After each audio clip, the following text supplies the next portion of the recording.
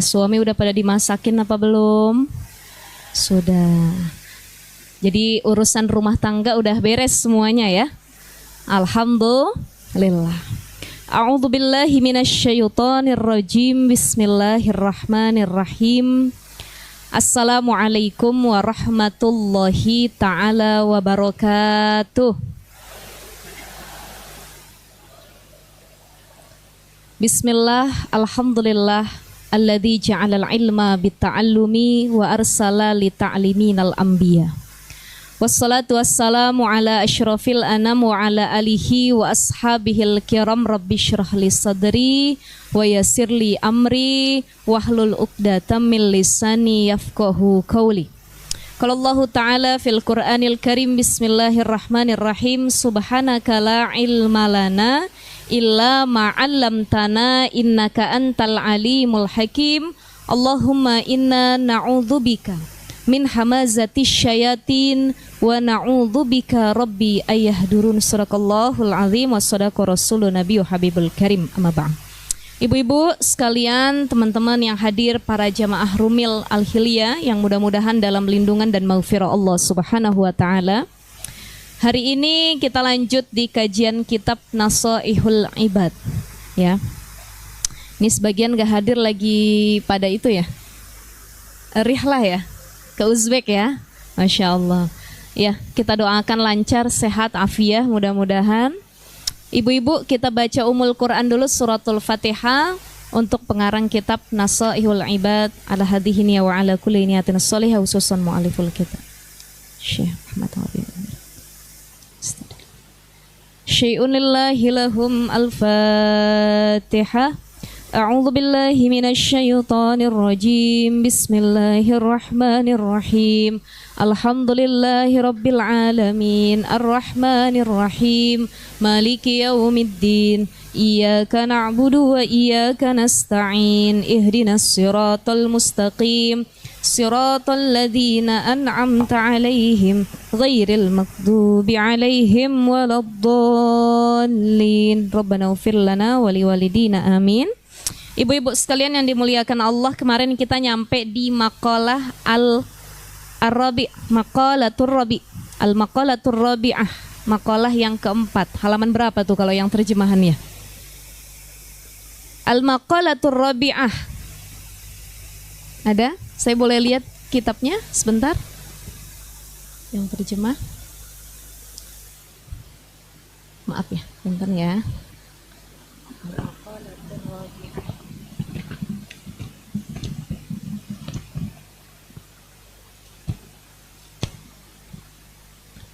Bab 2. Kita masih di bab 2 ya. Halaman 17.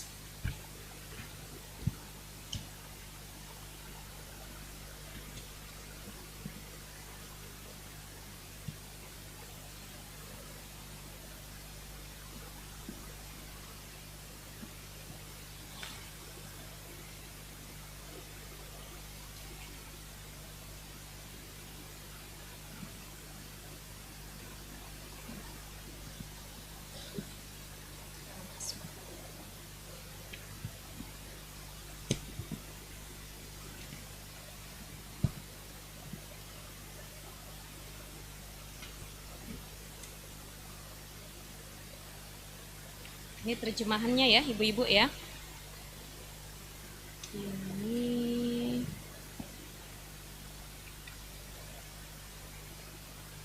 makalah yang 3.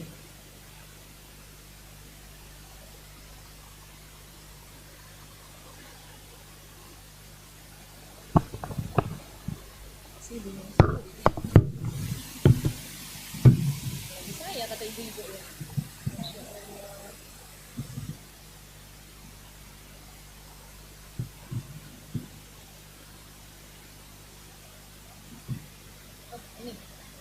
Halaman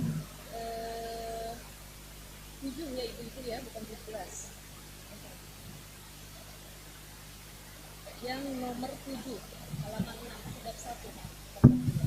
Bab 1 yang nomor 7, Sikli Hasan ya Umar. Qala law kana fil qari midadan asyjar al-islam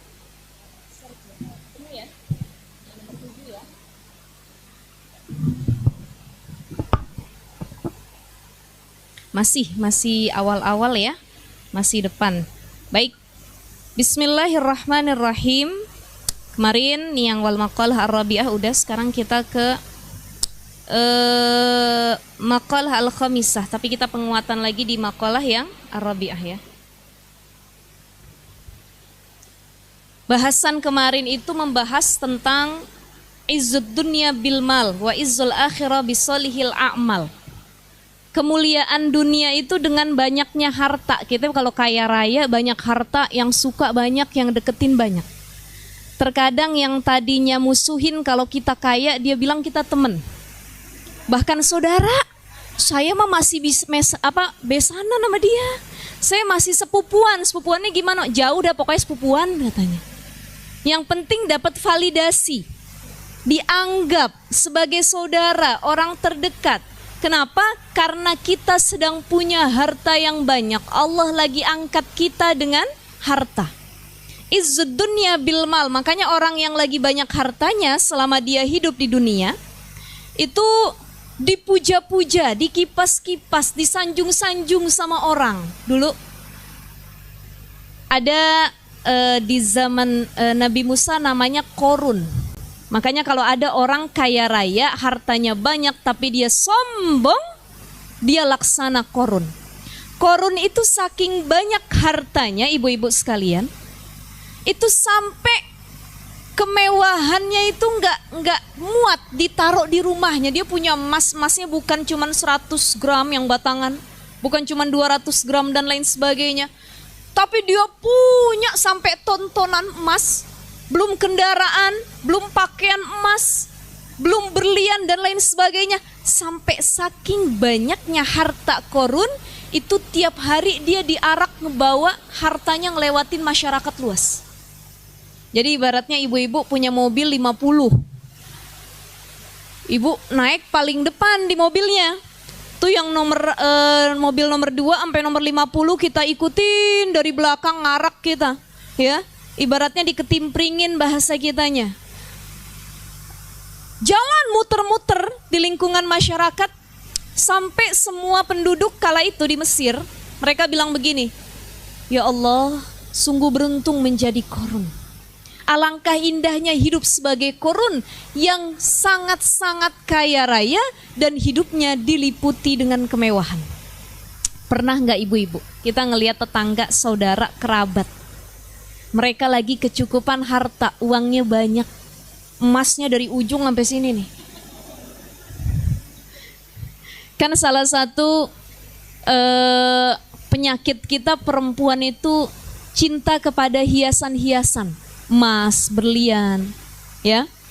Zuina linnas hubbus syahawati minan nisa wal banin wal qanatiril muqantarati minadh dhahabi wal fiddati wal khailil musawwamati wal an'am. Hari ini tema kita gelisah duniawi dan ukhrawi. Mana yang harus diutamakan? Gelisah duniawi atau ukhrawi? Ukhrawi. Tapi kebanyakan yang kita lakukan gelisah apa? Duniawi. Ya Allah, anak saya belum dapat kerja, anak saya belum dapat jodoh. Ya Allah, suami saya nggak naik-naik jabatannya. Ya Allah, besok saya makan apa? Ya Allah, kapan saya beli mobil? Ya Allah, saya kapan kebeli rumah? Duniawi yang terus kita gelisahin. Itu juga yang terjadi pada penduduk Mesir kala mereka melihat Korun. Ya Rabb, betapa beruntungnya Korun jadi orang kaya raya. Kita punya tetangga, kerabat lagi kecukupan harta. Pengen beli apapun gampang, gak kayak kita mikir 2 kali. Cukup apa enggak ya? Kalau beli ini besok ada pegangan apa enggak ya? Kan sering kita begitu ya. Tapi ada orang yang dia mengeluarkan duitnya tanpa berpikir panjang. Sedekahnya banyak, beli tas yang branded langsung dia bayar cash. Pengen beli mobil yang mewah dia bayar tunai. Duitnya berlebih lagi, bukan cukup lagi tapi berlebih. Seringkali timbul di benak kita, di hati kita, ya Rob, enak bener jadi dia nih. Apa ujian hidupnya ya Allah? Ini penyakit orang zaman sekarang, kalau ada yang punya nikmat dia langsung berkata, dia diujinya di belah mana sih? Ujiannya apa sih katanya? Bener nggak Bu begitu? Saya lihat komentar-komentar ya yang ada di media sosial, baik itu platform TikTok, Instagram atau apapun. Kalau ada orang update tentang kebahagiaan hidupnya, dia update tentang suaminya yang tampan, istrinya yang cantik, anak-anaknya yang lucu, ya. kehidupan duniawi yang dilimpahi dengan harta yang banyak. Kemudian kita lihat, kita like, gak berani komen, cuman like doang. Kita berpikir habis ngelihat komen ataupun kita ngelihat postingannya, ya Allah ini orang ujiannya di mana sih? Kok kita yang sibuk nyari-nyari ujian dia? Itu mah urusan Allah. Artinya kalau kita masih bertanya hal demikian, ada rasa dengki yang tertanam dalam diri kita. Kita lagi nunggu nih orang ujiannya mana sih? Yang bagaimana? Laki ganteng soleh, istri cantik soleha, uang banyak, pekerjaan bagus, anak-anak dikaruniai sama Allah, mertua baik, ujiannya apa sih? Jangan pernah bertanya ujian orang lain apa. Cukup menggelisahkan apa ujian kita selama di dunia. Karena selama ini yang terjadi kepada kita, kita lebih suka memikirkan kehidupan orang lain dibandingkan memikirkan kehidupan dunia dan akhirat kita. Makanya aib orang, kehidupan orang, pintar kita komentarinnya, Masya Allah. Tapi kalau hidup kita sendiri, susah untuk mengomentarinya. Maka itu yang terjadi kepada penduduk Mesir kala itu. Betapa beruntungnya wahai Korun, aduh enaknya jadi orang kaya. Ya ampun, Korun mah gak ada susahnya. Banyak banget deh keutamaannya. Tapi dia lupa, ternyata ada Allah cabut satu hal dari Korun. Di samping kekayaannya yang berlimpah, uangnya banyak, istrinya cantik, apa yang dia mau dia bisa beli. Di sini Allah cabut hidayah petunjuk dari hatinya. Kemarin sudah kita bahas di pembahasan sebelumnya. Sayati zamanun ala ummati yafirunal ulama wal fuqaha fayabtaliyahumullah bisalasatin baliyah. Akan datang nanti suatu zaman kata Nabi di mana umatku nih lari dari ulama, ahli fikih, nggak mau ngaji, nggak mau datang ke tempat majelis ilmu, nggak mau ikut taklim, dia nggak mau berjamaah, dia nggak mau dekat sama hukama, orang-orang yang bijaksana sana ya. Ada ulama, ada hukama. Apa bedanya ulama dengan hukama? Ulama itu orang alim. Ulama ini maknanya bukan cuma orang yang punya pengetahuan dalam bidang agama, tapi di luar bidang apapun kalau dia alim dan memahami terhadap keilmuan tersebut, dia disebut dengan ulama. Ilmuwan bahasa Indonesianya. Ada orang ahli sains, ahli matematika, ada orang ahli kimia, biologi. Dia paham atau enggak ilmu tersebut? Sampai dia jadi doktor, profesor, ya, bahkan dia buat satu karya dan lain sebagainya. Ini yang juga disebut dengan orang alim. Jadi alim itu maknanya orang yang berilmu. Bukan cuma alim perkara ukhrawi, masalah agama, tapi juga alim perkara duniawi. Jadi kalau ada orang rajin duduk dekat sama para ulama, orang-orang alim, biasanya hatinya lebih lembut, logikanya lebih bermain. Kenapa? Oh, dekatnya sama orang-orang pinter. Mujalasatul ulama, duduknya sama orang-orang alim. Yang diomongin juga perkara ilmu. Coba kalau kita duduknya sama orang-orang bodoh, mohon maaf, sama orang-orang yang kalau kita ngobrol nggak pernah tuh bahas-bahas ilmu. Kalau nggak bahas jilbab, bahas cicilan, ya.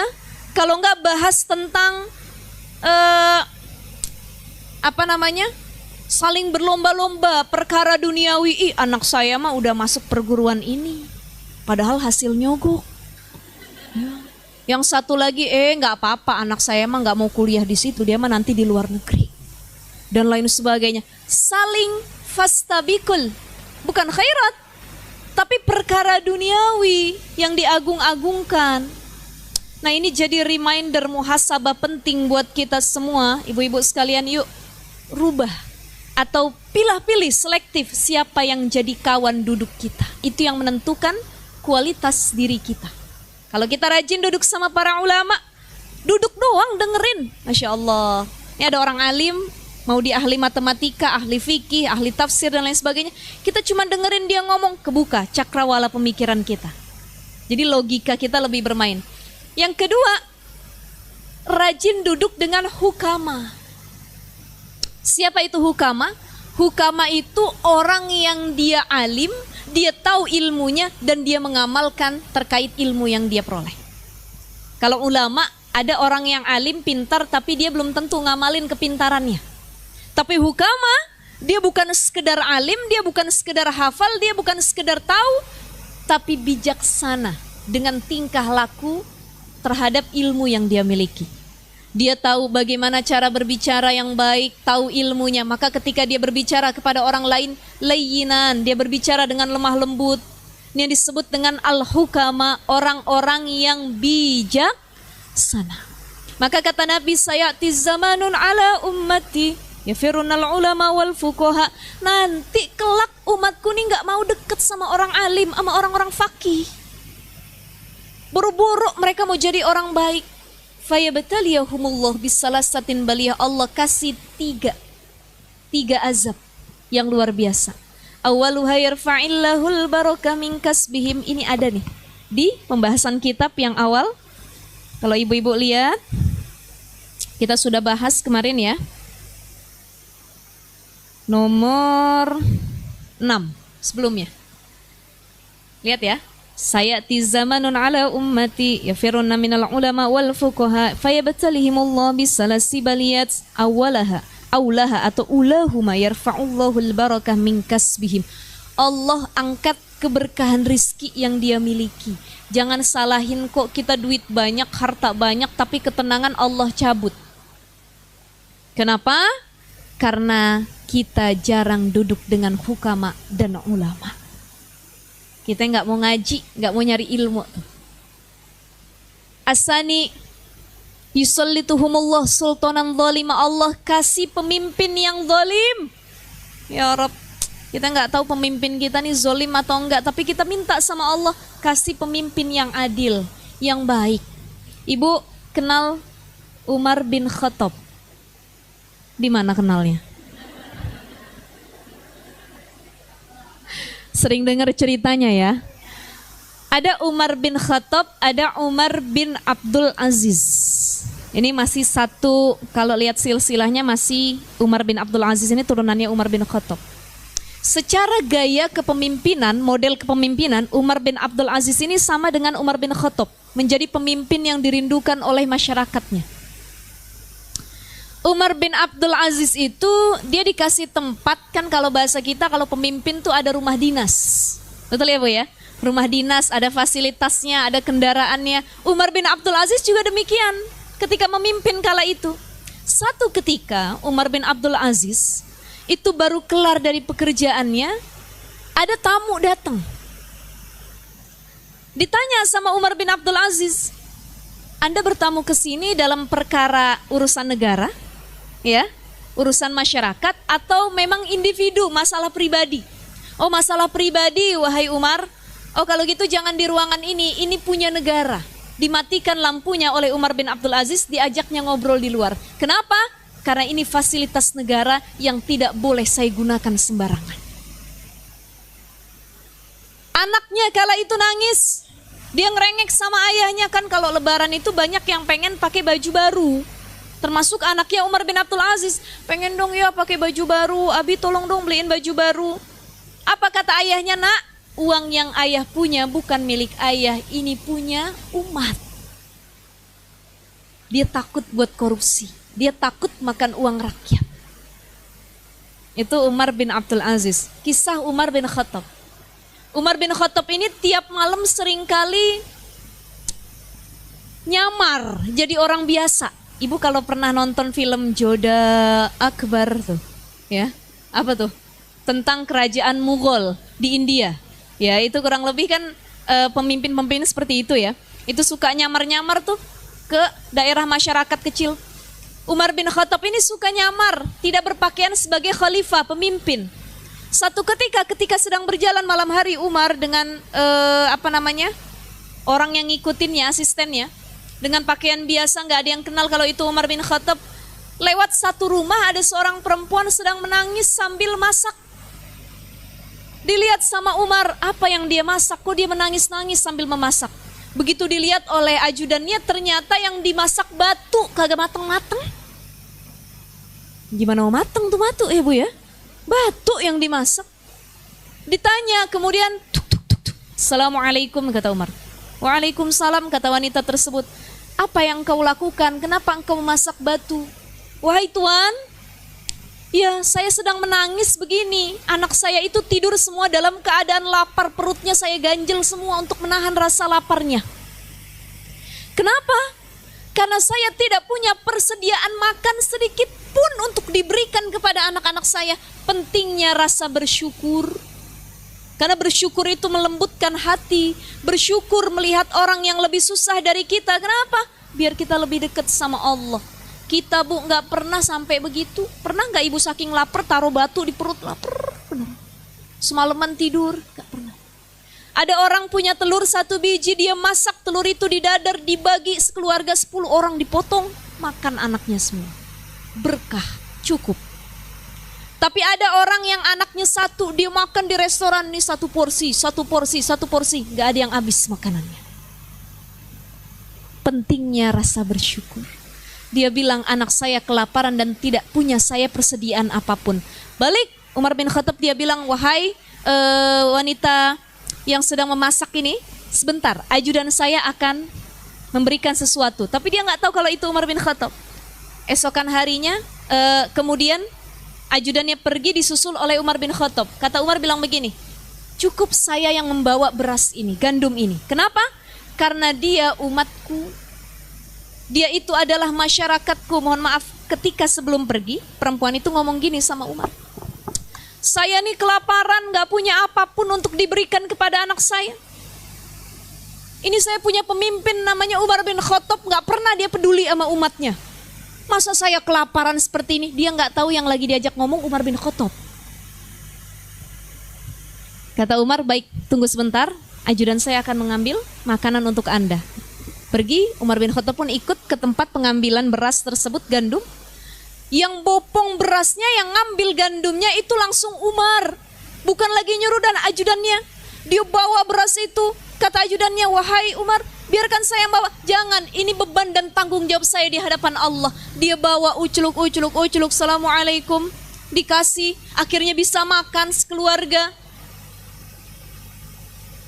Apa yang terjadi keesokan harinya, Umar bin Khattab lewat lagi dan perempuan itu bilang, Anda bukannya laki-laki yang semalam yang bantuin kita ngasih gandum beras?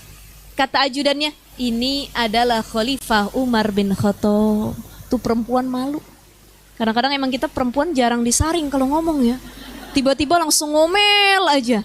Nggak nyari tahu dulu ini siapa nih dan lain sebagainya gitu ya. Akhirnya dia bilang, dia berterima kasih, wahai Umar, ya Allah engkau ternyata pemimpin yang adil. Bahkan engkau membawakan beras untuk makan keluargaku dan anak-anakku. Ini kenapa nanti di satu zaman kata Nabi Allah kasih pemimpin yang zalim sebab kitanya aja gak mau deket sama ulama. Jadi jangan salah kalau nanti yang hadir adalah pemimpin yang zalim. Yang ketiga, wasalisu yakhruju minad dunya bighairi iman. Ya, salah satu azab yang Allah kasih buat orang-orang yang gak pernah duduk di majelis ilmu adalah yakhrujuna minad dunya bighairi iman. Mereka wafat dalam keadaan su'ul khatimah, tidak membawa iman sama sekali. Kita pengennya wafatnya husnul khatimah. Ibu-ibu pengen buru-buru apa nanti aja?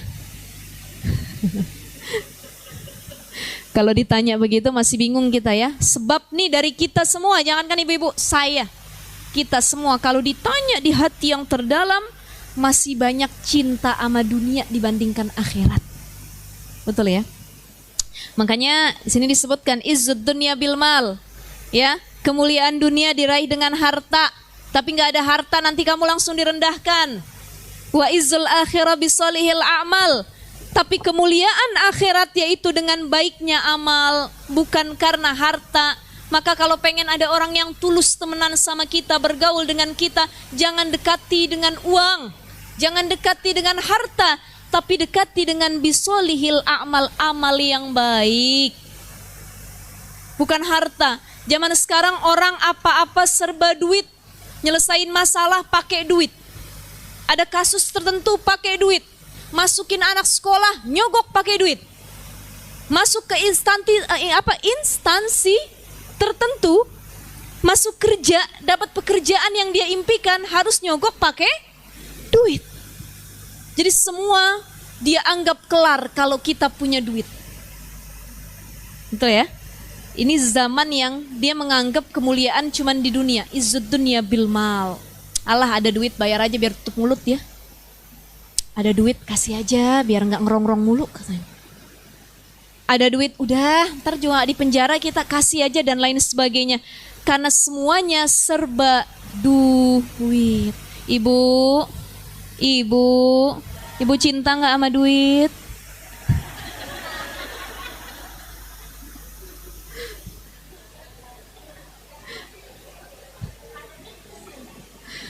Nah ini, ibu-ibu sekalian, duit kadang-kadang membutakan kita. Intinya hidup duit. Kata orang bilang inti hidup adalah duit.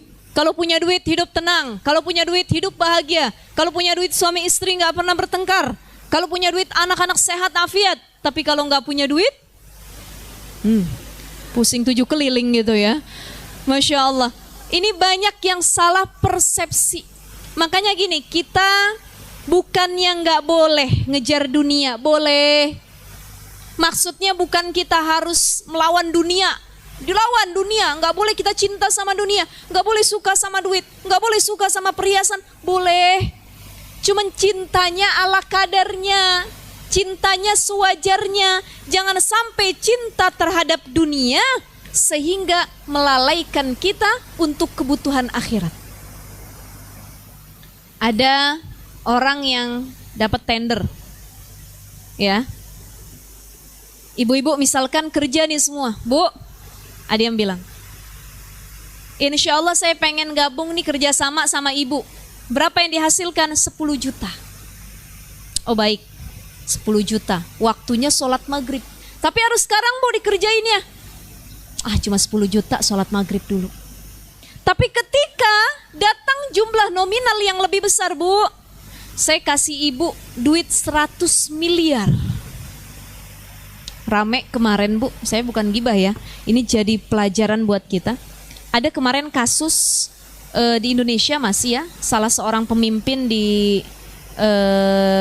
jadi kepala daerah di daerah mana saya lupa. Pokoknya daerah timur sana. Itu yang kemarin ditangkap karena kasus korupsi. Ternyata hasil korupsinya itu atau uang yang keluar untuk korupsi, dari korupsi itu kebanyakan disalurkan untuk membayar perempuan-perempuan yang memuaskan dirinya. Ya. Oh iya. Ya Bu ya. Bahkan kalau dari data yang saya baca di berita, satu perempuan itu bisa dapat ada yang 1,6 miliar. Ada yang sekali pertemuan dapat 1M, dapat 500 juta. Saya mau nanya deh sama ibu-ibu. Ibu, kalau ada yang mau ngasih ibu 1,6M diterima apa enggak?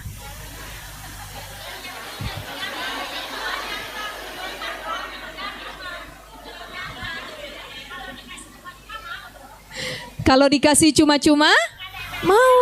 Tapi kalau ada syaratnya hafal Quran 30 juz. No. Kalau itu mau ya Bu ya. Syaratnya suami ibu buat dia katanya. Nggak mau Ustazah. Syaratnya ini mohon maaf, perempuan yang dikasih uang itu untuk kebutuhan melayani. Jadi mohon maaf mungkin cuma menemani 1 jam 2 jam tapi 1,6 M. Sudah lari nggak dari ajaran Allah? Lari. Jadi ada orang yang menggadaikan akhiratnya demi duniawi. Padahal yang semata-mata dunia itu laibun walahun, permainan doang, udah nggak kekal itu mah. Punya duit sebanyak apapun habis juga. Tapi tidak dengan solihil amal soleh.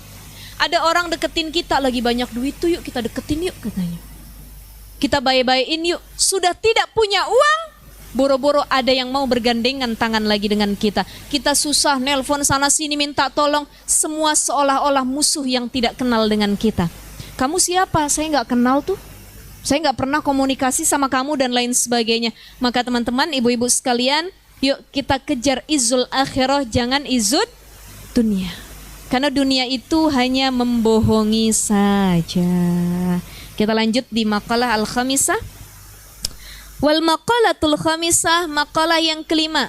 An Utsman radhiyallahu an, dari Utsman radhiyallahu an. Hammud dunya zulmatun fil qalbi wa hammul akhirati nurun fil qalbi. Ay al-huznu fil umuril muta'alliqati bid dunya sara muzliman.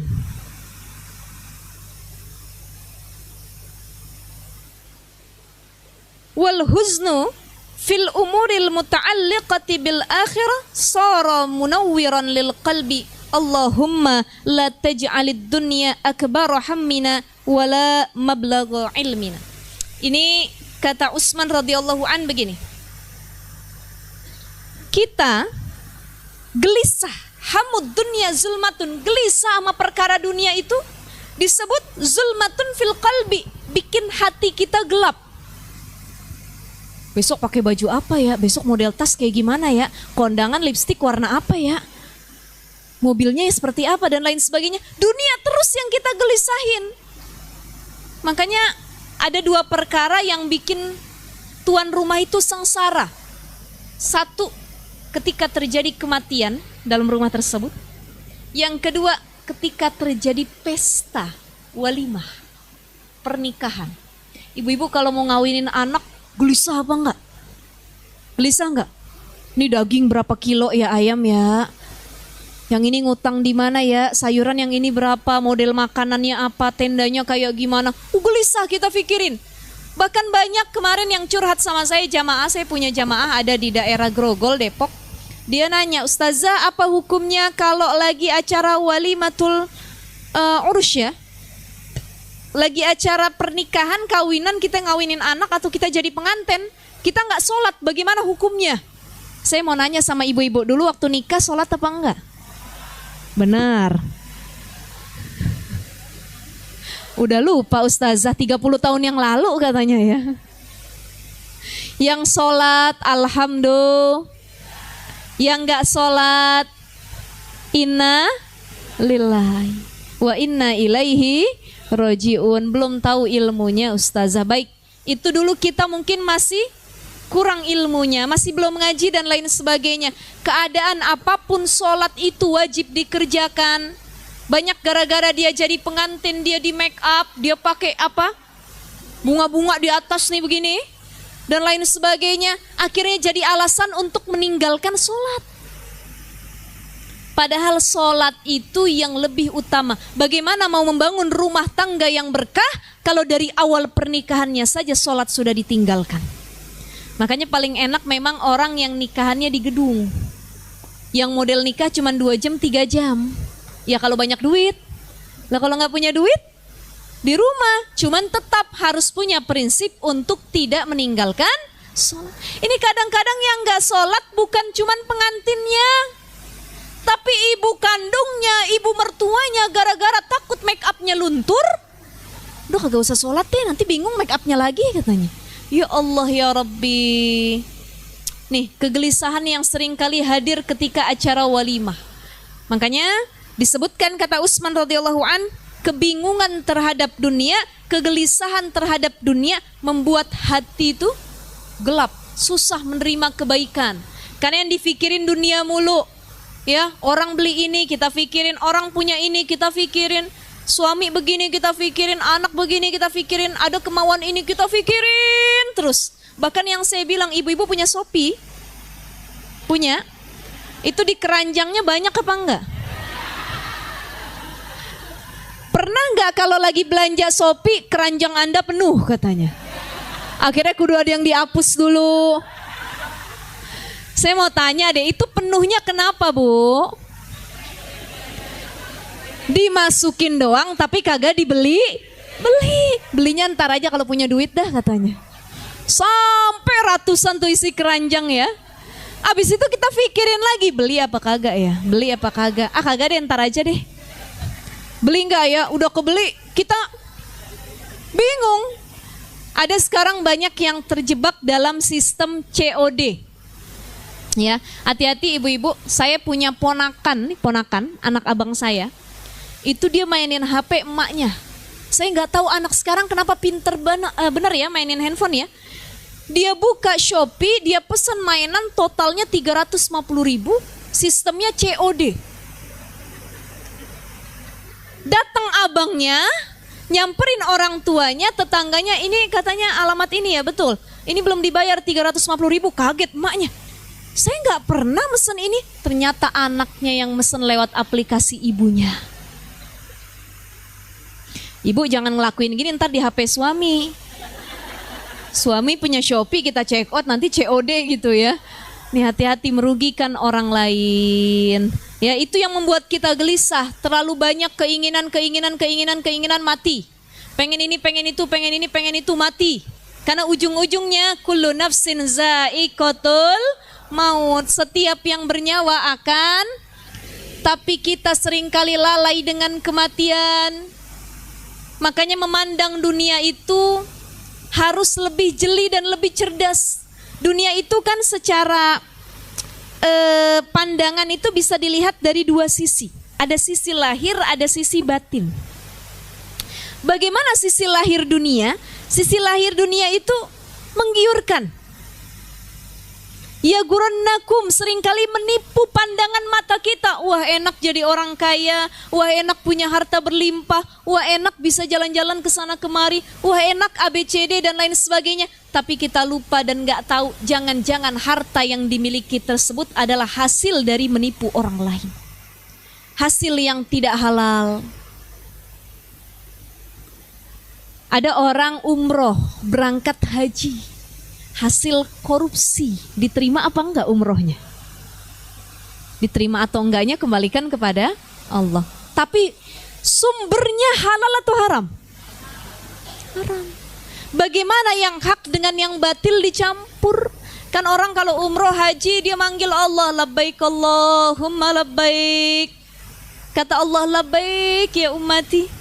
Tapi ketika dia pakai hasil yang haram itu, dalam hadis Nabi disebutkan, dia pakai uang korupsi, dia pakai hasil mencuri, menipu orang lain. Dia bilang labbaik ya Allah. La labbaik. La labbaik, kata Allah.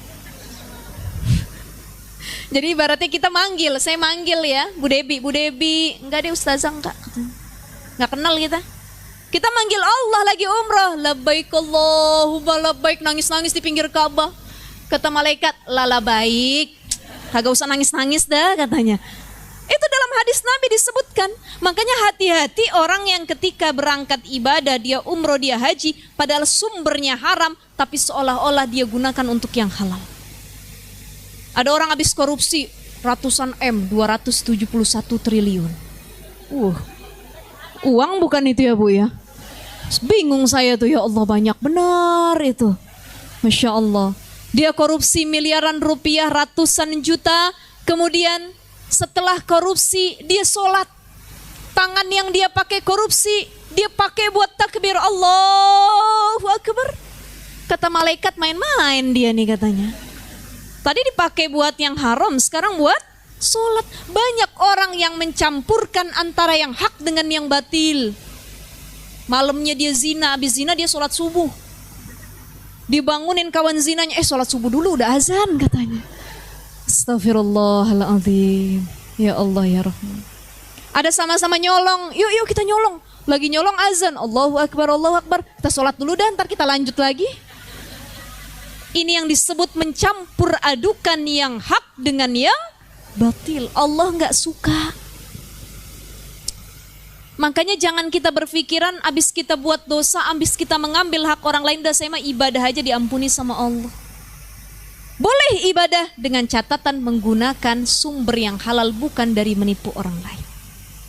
Nih seringkali dunia menyilaukan mata kita. Kalau dilihat dari sisi lahirnya, dunia tuh indah. Pokoknya kita pengennya panjang umur dari dunia.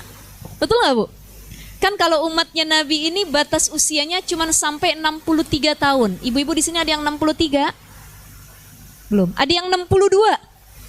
Setahun lagi ya Bu ya. Ada yang 60 tahun? Gak ada. Ada yang 55 tahun? Ada. 8 tahun lagi ya Bu ya. Ya itu belum tentu ya Bu ya. Kebanyakan memang usia umat Nabi dilihat dari wafatnya Nabi, yaitu 63. Ada yang lebih usianya dari 63.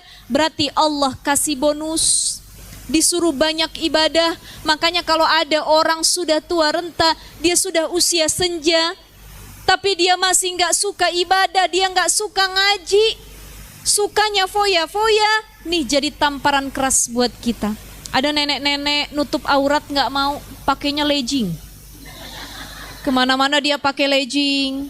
Ada pasar malam dia naik kemidi puter sambil megang tas. Ya Allah ya Rahman, itu yang disebut dengan Nelly, nenek lincah. Malu nek sama cucu, begitu ya. Masya Allah ya Roh. Nih makanya kemarin saya bahas tentang kitab Riyadhus Shalihin. Di situ disebutkan tentang beramal soleh di usia senja.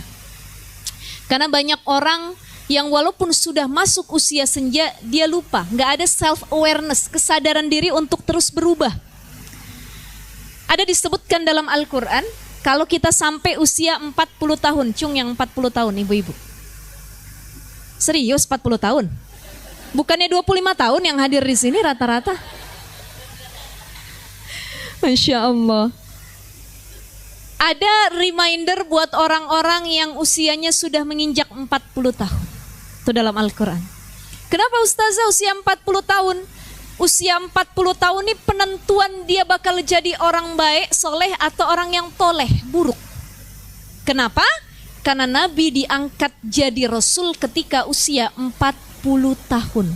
Turun ayat Iqra bismi rabbikal ladzi khalaq, khalaqal insana min 'alaq, Iqra wa rabbukal akram, ya ila akhir ayat. Itu Nabi menginjak usia 40 tahun, yang sebelumnya Nabi itu bukan Rasul. Cuma Nabi. Apa bedanya Nabi sama Rasul? Ada yang tahu? Selama ini kita nyebut Nabi sama Rasul, bedanya apa?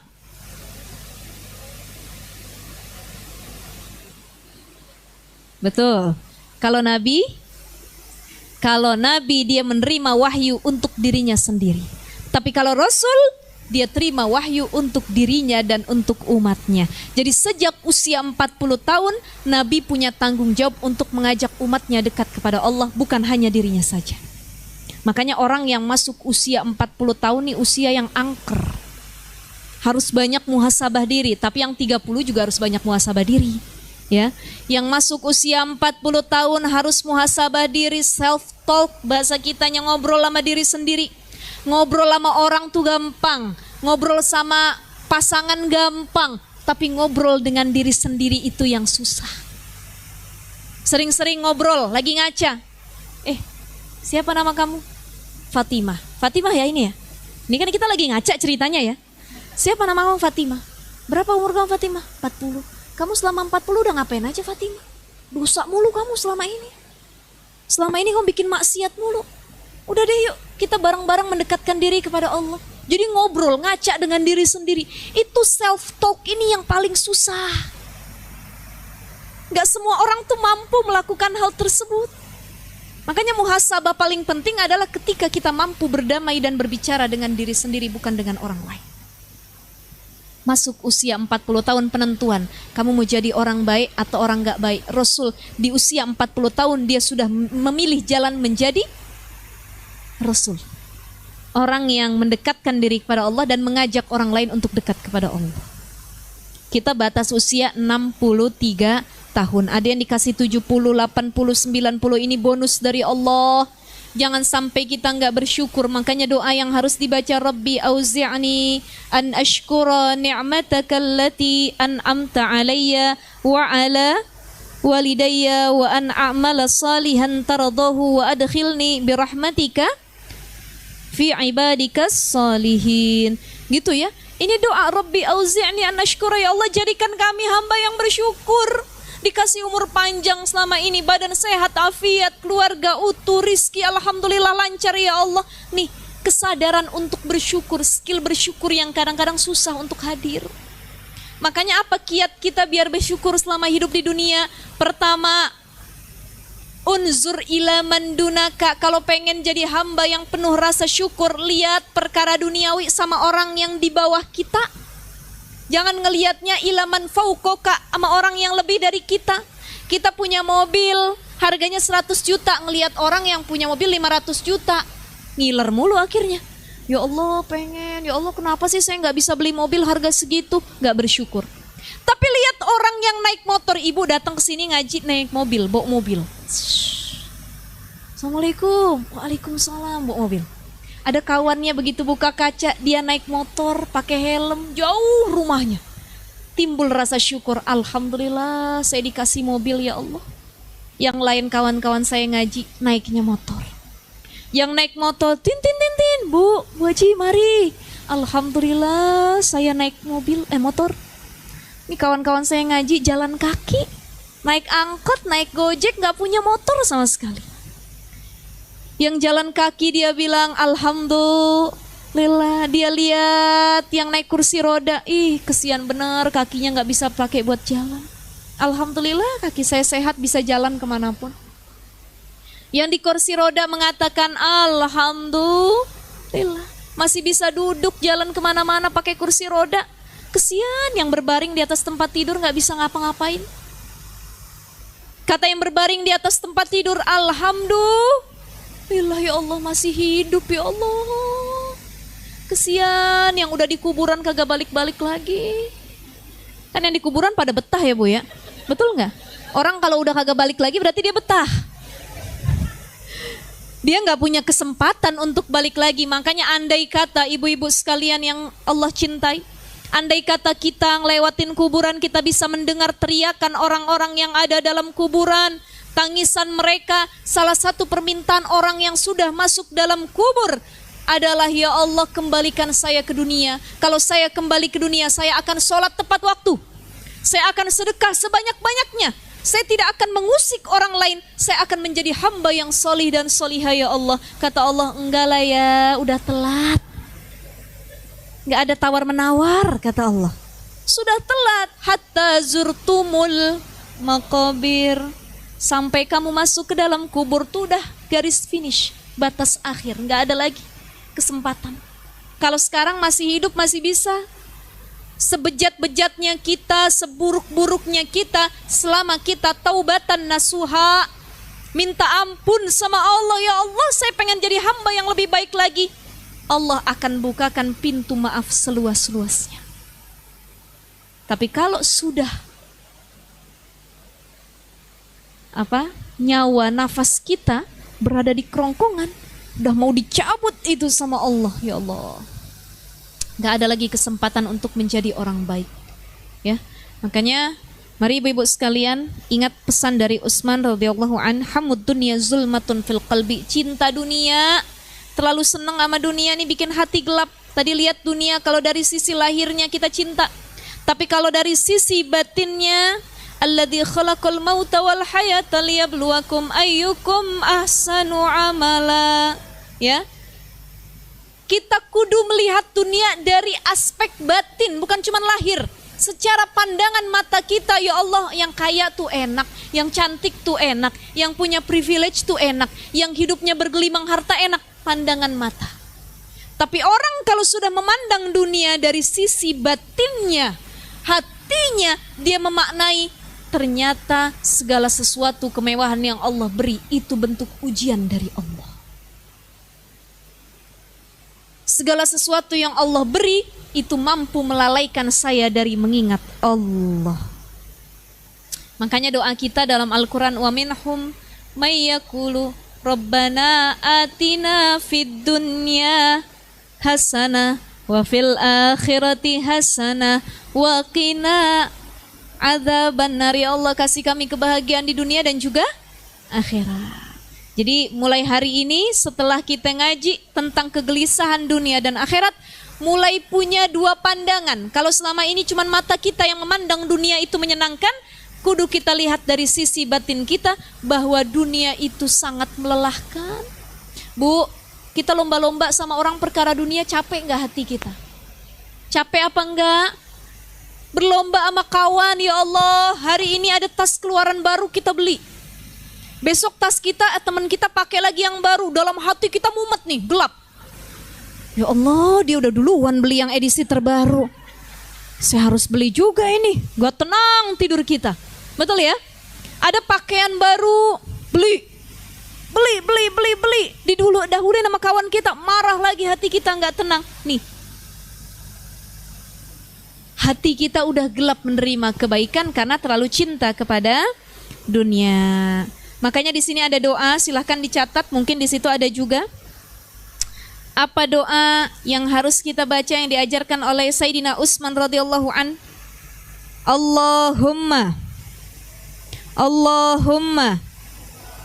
la taj'alid dunya akbar hammina wala mablagha ilmina. Allahumma la taj'alid dunya akbar hammina wala mablagha ilmina. Ya Allah, janganlah Engkau jadikan dunia sebagai kegelisahan kami yang paling besar. Allahumma la taj'alid dunya akbar hammina. Ya Allah, jangan jadiin dunia sebagai kegelisahan kami yang paling besar. Ya. Wala mablagha ilmina, dan jangan sebagai tempat tujuan pengetahuan kami. Artinya yang kami tahu tuh cuman dunia aja, nggak pernah nyari tahu tentang akhirat. Nggak pengen tahu tentang akhirat, nggak pengen tahu tentang surga neraka, nggak pengen tahu tentang ridha Allah, nggak pengen tahu bagaimana hamba yang dirindukan surga. Yang kita pikirin jadi orang yang punya dunia, yang genggam dunia, yang memiliki dunia, yang dimuliakan di dunia, yang bisa mengejar dunia sebanyak-banyaknya. Ya Allah, Allahumma la taj'alid dunya akbar hammina wala mablagha alaina. Sudah hafal ibu-ibu? Yuk kita lihat dulu tulisannya masing-masing. Habis ini saya kasih waktu 5 menit. Allahumma la taj'alid dunya akbar hammina wala mablagha ilmina. Allahumma la taj'alid dunya akbar hammina wala mablagha ilmina. Agak panjangan dikit. Allahumma la taj'alid dunya akbar hammina wala mablagha ilmina. Allahumma la taj'alid dunya akbar hammina wala mablagha ilmina. Bareng-bareng.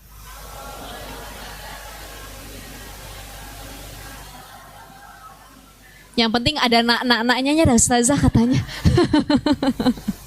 Allahumma la taj'alid dunya akbar hammina wala mablagha ilmina. Bareng-bareng. Allahumma la taj'alid dunya akbar hammina wala mablagha ilmina. Sekarang tutup handphonenya, tutup tulisannya. Bismillahirrahmanirrahim. Allahumma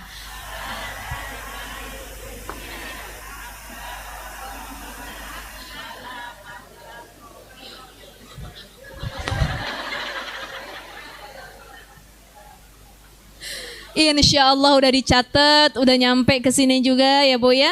Ba'da sholat jangan kita lupain nih doa Allahumma la taj'alid dunya akbar hammina wala mablagha ilmina. Ya Allah, jangan jadiin dunia kegelisahan terbesar buat kami ya Allah.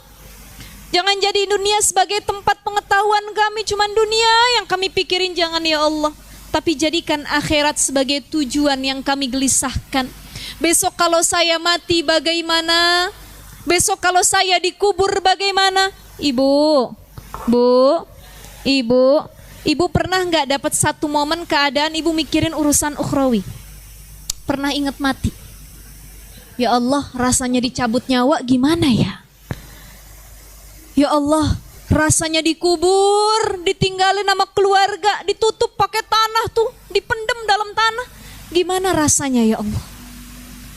Ya Allah, rasanya didatengin malaikat bertanya apa amal baikmu, apa amal burukmu, gimana ya Allah?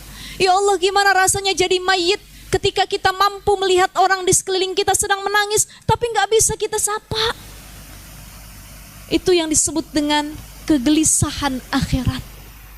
Besok kalau saya mati bisa nggak lisan saya mengucap la ilaha illallah Muhammadur Rasulullah? Ya Allah, bisa apa enggak lisan saya?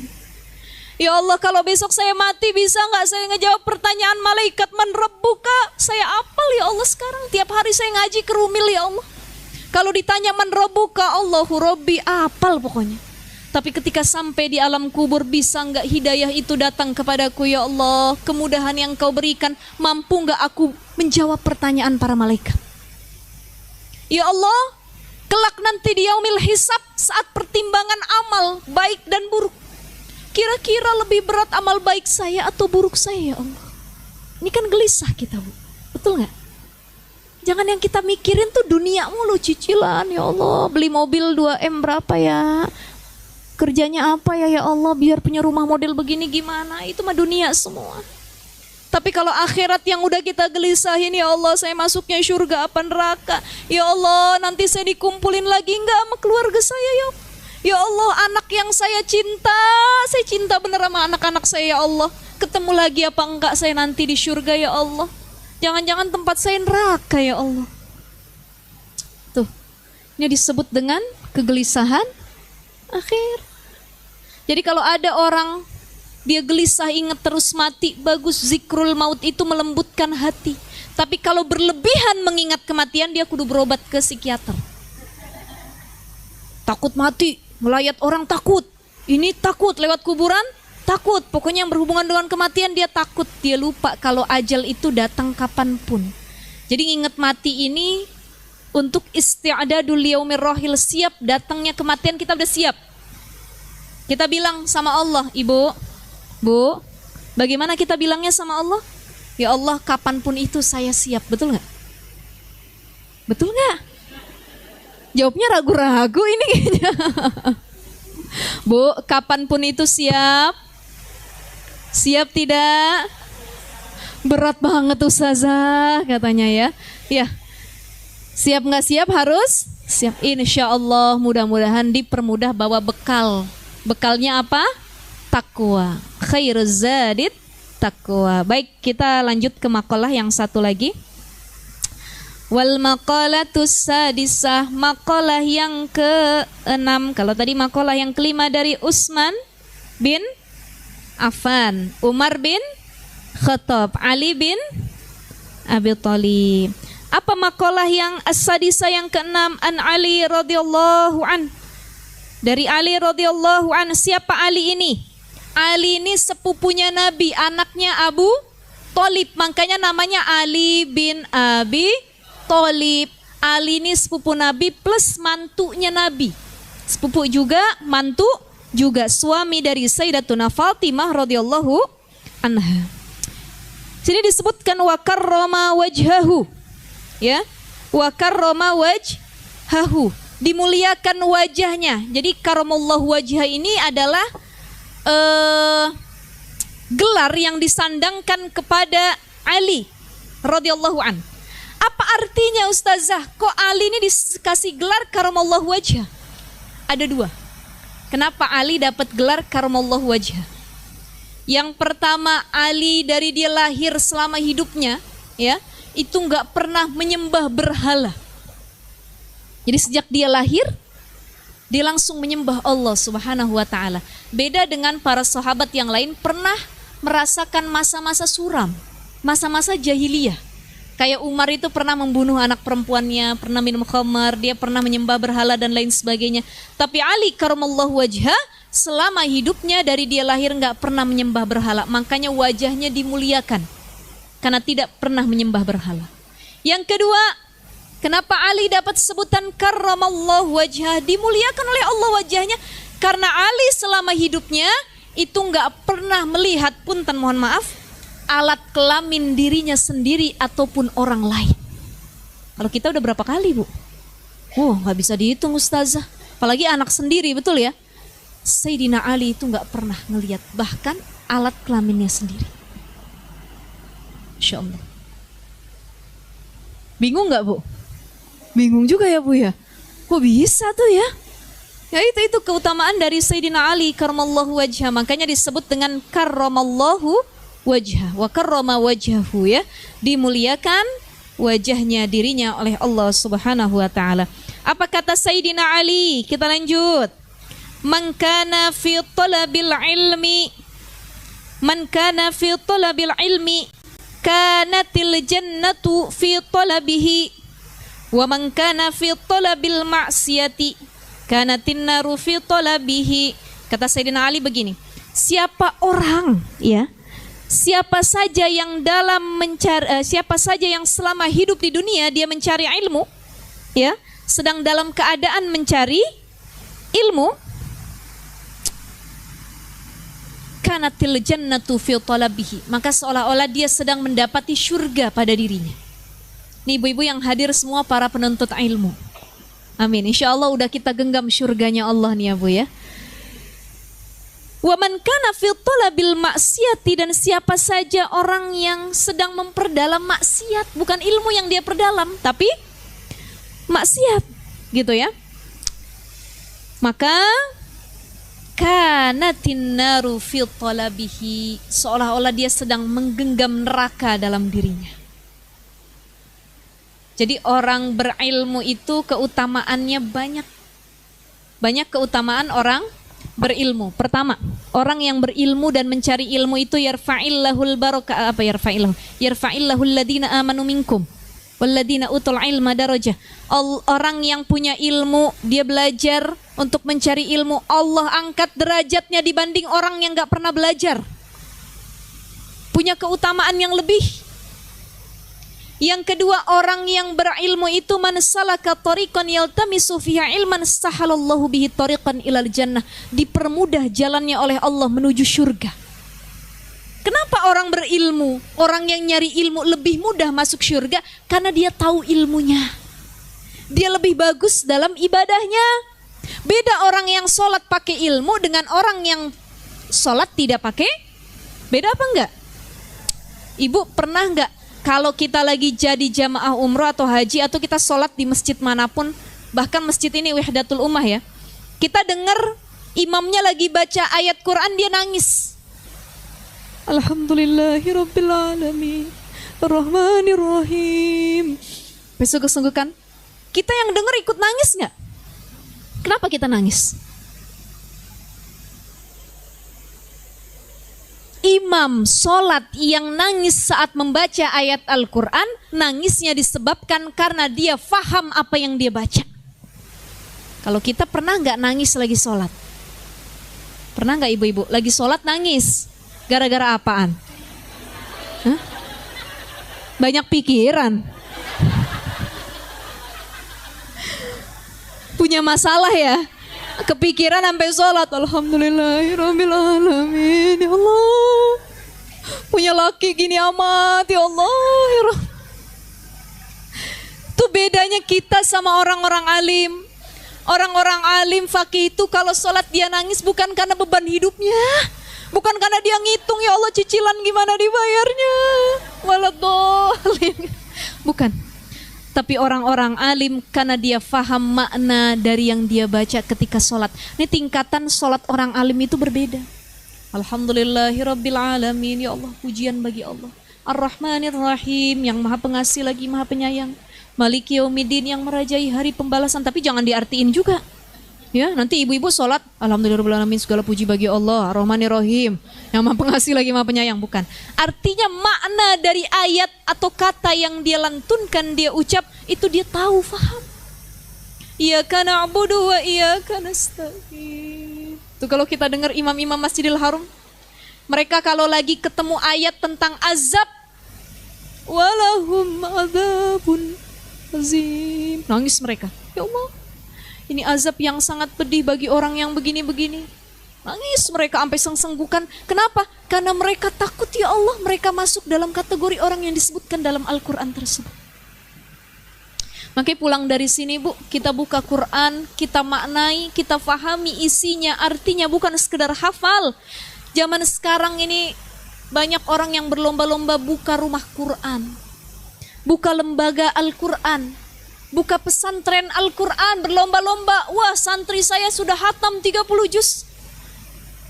Ini wisuda santri, mereka hafal 30 juz. Tapi banyak yang sekedar hafal di lisan, tapi tidak mengamalkan secara perbuatan dan hatinya. Beda, kata para sahabat zaman dulu, Bu, Kita kembali dulu deh, kita bayangin nih para sahabat Nabi dulu nih, zamannya Umar, Utsman, Ali, ya, Abdurrahman bin Auf, Bilal bin Rabah tuh zaman para sahabat. Itu para sahabat tuh kala itu dapat pesan Al-Quran, Al-Quran itu belum jadi buku kayak begini, belum dijadikan mushaf. Karena mushaf itu baru dijadikan ketika di Khalifah Utsman bin Affan, itu baru dibukukan jadi mushaf Al-Quran yang sekarang tinggal kita nikmati, kita hafal, kita cari, oh surah ini apa, ayat ini apa, itu di zaman Utsman. Di zaman Nabi dulu kalau ada turun wahyu ayat Al-Quran, para sahabat tuh ngedengerin langsung dihafal. Yang kedua dicatat, ada yang dicatat di pelepah kurma, ada yang di batang daun, ada yang di tembok, ada yang pakai kapur, ada yang pakai batu catatannya. Akhirnya dikumpulkan menjadi mushaf Al-Quran. Apa kata para sahabat? Kunna na'malul Qur'ana qabla an nahfadhuhu. Kami tuh mengamalkan Al-Quran sebelum kami menghafalnya memang, karena belum jadi satu mushaf. Tapi kami sudah lebih utama mengamalkannya. Tapi wa anta, kata para sahabat nih, kalian yang berada pada zaman tabi'in, zaman kita saat ini apalagi, wa anta tahfadzul Qur'an qabla an ta'malahu. Tetapi kalian menghafal Quran sebelum kalian mengamalkannya. Kalian cuma sekedar hafal tapi tidak mengamalkan. Para sahabat belum dia hafal udah diamalin duluan. Makanya minta sama Allah, jadikan anak-anak kita bukan sekedar penghafal Quran, bukan cuma berlomba-lomba, anak saya mah udah kelar 30 juz. Anak saya mah udah kelar 20 juz. Banyak juga yang hafal 30 juz tapi kelakuan layaknya syaitanir rajim. Berarti dia cuma hafal di lisan tapi tidak mengamalkan secara hati. Makanya minta sama Allah, ya Allah, jadikan anak saya cenderung untuk terus mengamalkan isi Al-Quran. Bukan sekedar hafal tapi meresapi ayat-ayat yang dikandung dalam Al-Quran. Itu doa kita buat anak cucu kita. Ya, maka tadi apa kata Imam Ali? Siapa orang yang mencari ilmu, dia larut sedang cinta dalam mencari ilmu. Bu, orang kalau udah cinta sama ilmu, dia bukan cuma cinta sama ilmunya, dia cinta sama murabbi, gurunya. Dia cinta sama ilmunya, dia suka, misalkan dia suka fikih, ya, dia suka fikih. Siapa yang ngajarin fikih? Ada ulama ini atau ulama itu. Sama ilmunya dia suka. Itu kalau dalam kitab ta'lim itu menghormati ahli ilmu. Bukan hanya kitabnya, bukan hanya yang disampaikan gurunya, tapi kita senang bertemu sama guru yang kita cintai. Itu yang disebut dengan larut dalam keilmuan. Ya, makanya orang yang larut dalam keilmuan lebih mudah mencapai syurganya Allah. Tapi orang yang larut dalam maksiat sulit untuk mencapai syurga, lebih dekat kepada neraka. Mudah-mudahan kita diberikan kesempatan untuk memperbaiki diri, banyak bertobat, menjadi hamba yang solih dan solihah. Hati kita dicondongkan oleh Allah untuk lebih mengutamakan akhirat dibandingkan dunia. Cinta dunia boleh, suka dunia boleh, tapi sewajarnya, ala kadarnya, sesuai kebutuhan, tidak berlebih-lebihan, apalagi melupakan perkara akhirat kita. Wallahu a'lam bishawab. Ibu-ibu, saya serahkan kepada Mbak Yuni. Mungkin ada sesi tanya jawab, mangga silahkan. Bunda-bunda ada yang mau bertanya? Silakan. Silakan Bunda, masih ada waktu untuk bertanya.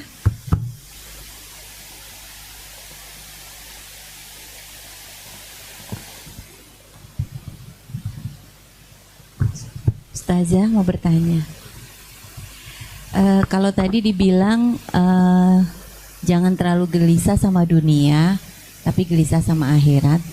Sementara kan kadang manusia kan, maksudnya kalau masih di dunia kan mikirnya kan maksudnya kedepannya kan yang dihadapi dunia nih Ustazah. Nah, bagaimana sikap kita yang sewajarnya buat menghadapi dunia ini?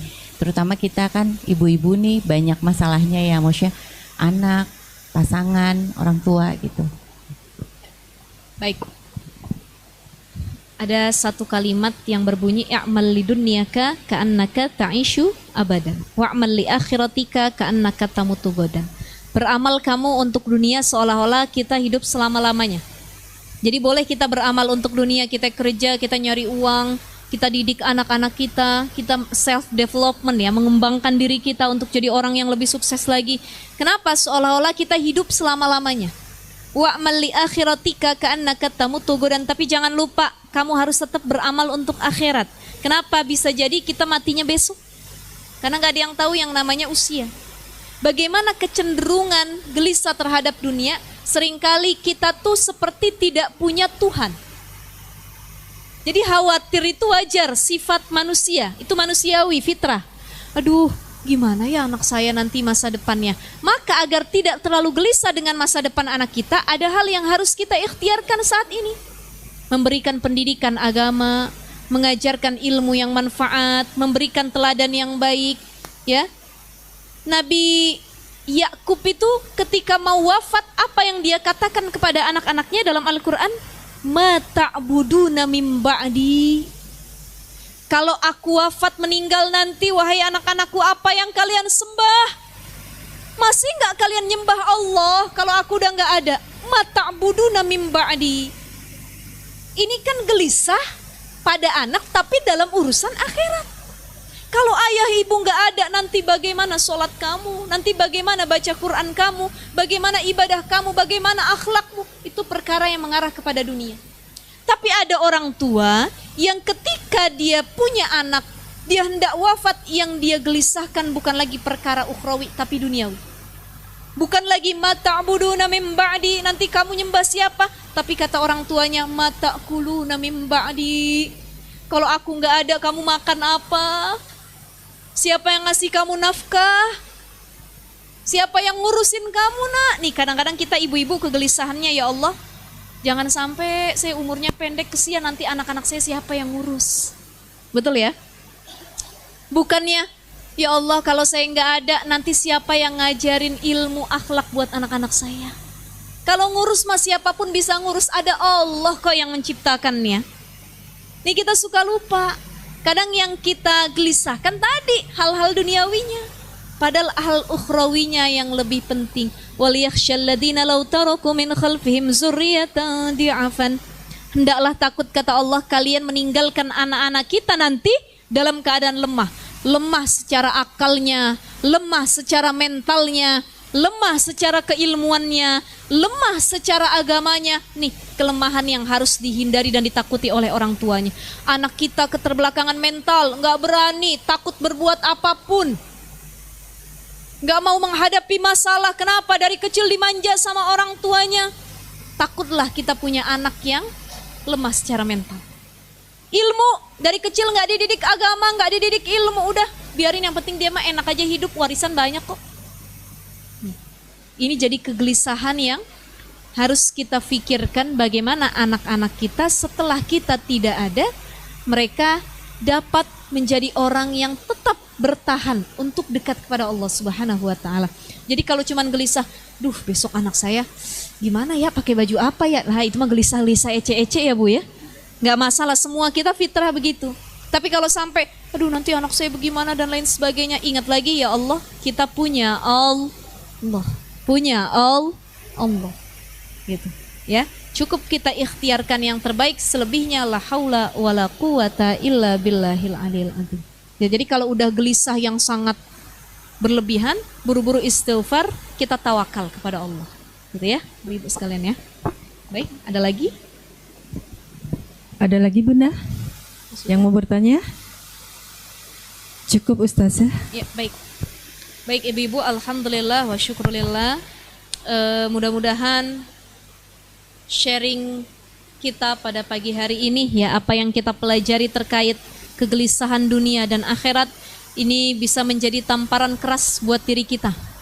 Jadi hamba yang lebih peduli terhadap akhirat kita, hamba yang tidak begitu cinta terhadap dunia, dan hamba yang tidak egois memikirkan dirinya sendiri, tapi dia juga memikirkan bagaimana kehidupan keluarganya kelak untuk lebih dekat kepada Allah Subhanahu wa ta'ala. Mari sama-sama kita baca Ummul Quran Suratul Fatihah.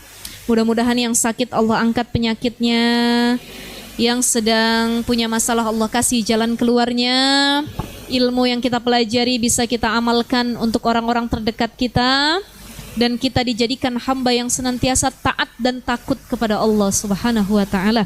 Ala hadhihi niyah wa ala kulli niyatin salihah wa ila hadratin nabi al-Fatihah. A'udzu billahi minasy syaithanir rajim. Bismillahirrahmanirrahim. Alhamdulillahi rabbil alamin. Arrahmanir rahim. Maliki yaumiddin. Iyyaka na'budu wa iyyaka nasta'in. Ihdinas siratal mustaqim. Siratal ladzina an'amta 'alaihim ghairil maghdubi 'alaihim waladdallin. Rabbana ighfir lana wa liwalidina amin. Insyaallah kita ketemu lagi bulan depan. Mudah-mudahan sehat afiat semuanya. Assalamualaikum warahmatullahi wabarakatuh.